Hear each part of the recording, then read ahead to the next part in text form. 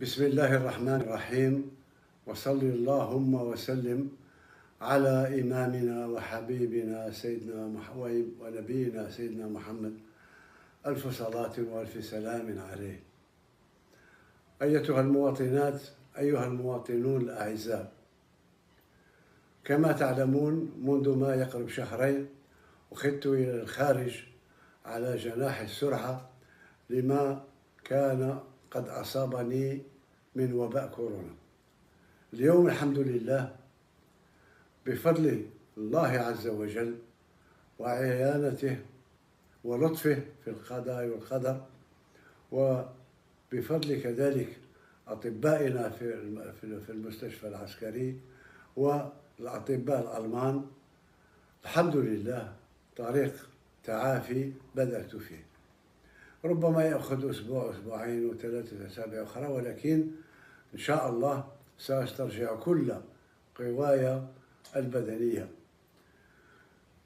بعدي عن الوطن ليس معناه نسيان الوطن، فأنا أتابع يوميا إن لم أقل ساعة بساعة كل ما يجري في الوطن، وعند الضرورة أسدي تعليمات إلى الرئاسة.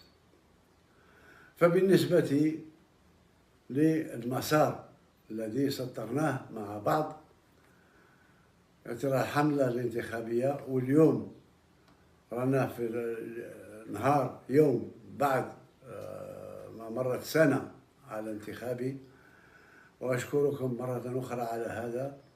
إذن بالنسبة للانتخابات طلبت من الرئاسة أن يروا يشوفوا مع اللجنة هذه مكلفة بالانتخابات بتحرير قانون الانتخابات الجديد، وباش يكون واجد في أقرب وقت.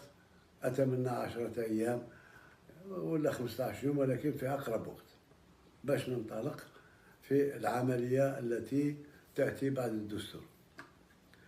بالنسبة لفيروس كورونا، الحمد لله اللي رجعت الأمور تدريجيا من 1300 حالة إلى ما يقارب 520 حالة، فالشكر لله، والشكر كذلك لكل من ساهم في انخفاض هذا العدد.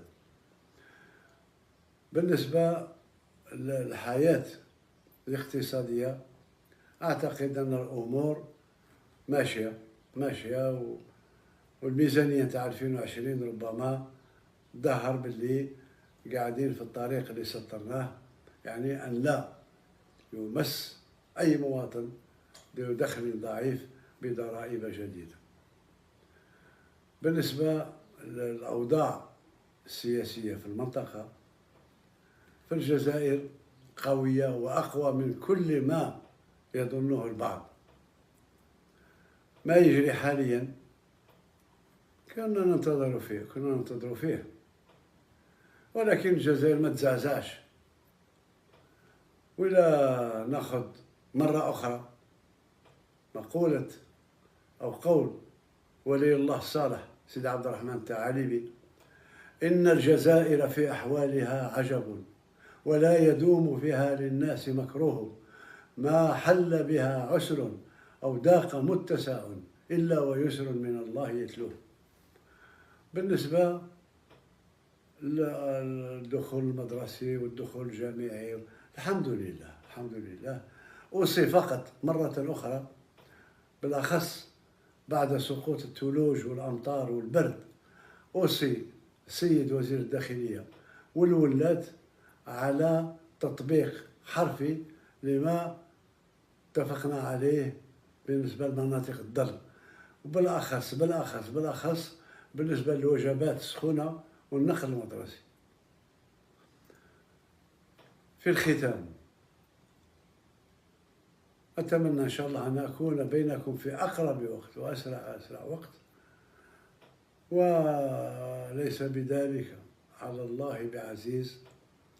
شكرا على سعة صدركم. المجد والخلود لشهدائنا الأبرار. تحيا الجزائر. السلام عليكم.